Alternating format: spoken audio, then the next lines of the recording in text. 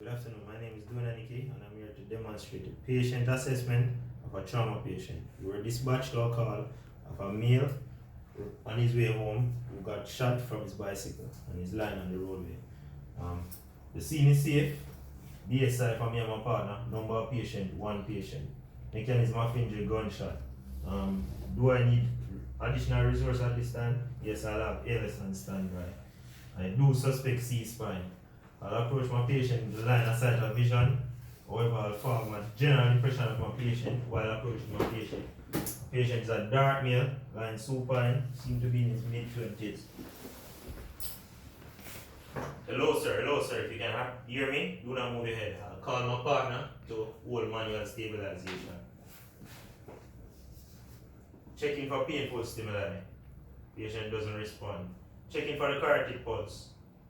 Patient has a pulse. I'll tell my partner to open the airway using the jaw thrust maneuver while I'll check for breathing. I'll listen for lungs, for breath sounds, looking for bilateral rise and fall of the chest, checking the breathing for no more than a minute. Patient is breathing at 7 breaths per minute. I'll then get the OPA, measure the position of function from the corner of the mouth to the tip of the ears, insert to the hard palate, turn at 180 degrees and insert. My patient accepts OPA. I'll tell my next partner to get the BVM connected to supplementary oxygen and bag this patient 1 breath every 5 to 6 seconds using the proper EC clamp. Right here and then, I'll checking for circulation. My patient checking skin condition. Skin condition is cool and clammy. I'm checking the pulse bilateral. Shreddy and weak bilateral. Checking the pulse for no more than a minute. Pulse is 70 beats per minute. After exposing, I see where my patient has a puncture to the right side, right below his nipple. So I'll use an occlusive dressing, tape all 3 sides and leave 1. I'll continue doing my I'll do a rapid scan. Checking.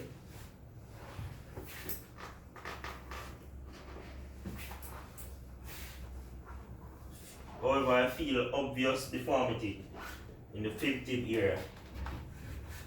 My patient starts to gag. Right there and then, I'll reach back to my patient, remove the OPA from my patient airway. Prepare to suction. Connect up my suction. Measure the position and function. From the tip of the ears to the corner of the mouth. I'll suction for no more than 15 seconds. On my way coming out. After doing so, I'll reassess my patient. Sir, can you hear me? No response. Apply painful stimuli. Patient respond. However, now my patient is responding. Patient respond to pain. So I'll check in for breathing again. Looking for adequate rise and fall of the chest. Checking the breathing for a minute. Patient is now breathing at 14 breaths per minute. So I'll tell my partner to get the non-rebreather mask connected to supplementary oxygen, giving him high flow oxygen at 15 liters. After doing so, I'll do a rapid scan. Rapid scan of my patient, head to toe. Checking for deformity, checking the ears for fluid, checking the neck, genital deviation, checking for trachea deviation, distant trachea deviation, checking for crepitus, palpate the abdomen, injured side, checking the arms, checking the pelvis, down, up, checking the legs, checking the genital, checking the dorsalis pedis,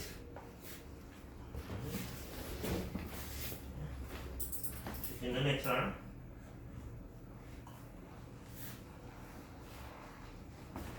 this point in time, I'll tell my partner now to get the splint. And I'll splint above and below the injured area. So at this point in time, after my patient, my partner finished splinting, we log roll the patient as a unit, but we put on the C collar, we measure the position, measure the neck, from the neck, measure onto the C collar.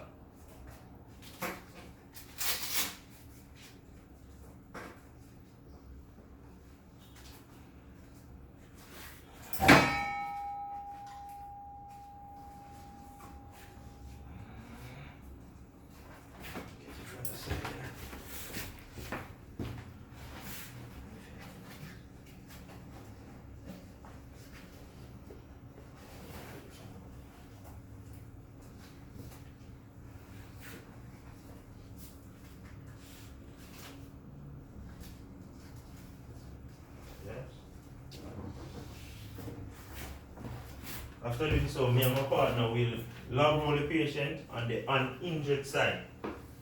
Get the spine board. Come around.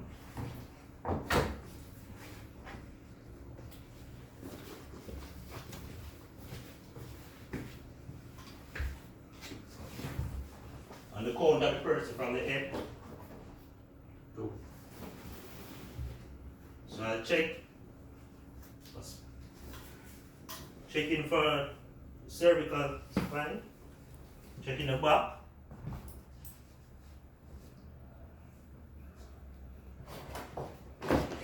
No signs of obvious bleeding. And we'll work again on the count of the first from the head. After 2, 1, 2.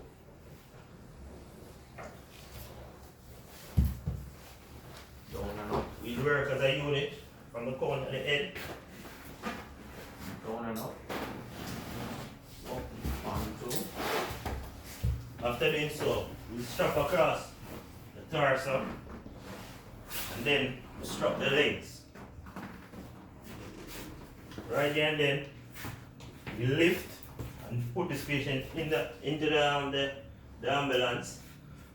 On our way in the ambulance now, I'll tell my partner to get a set of vital signs. Vital signs are as follows. We check pupillar reaction, check the breathing again, check the temperature, and then we'll definitely get a BP. So the vital signs, the BP now. BP that we're working with now is so 70.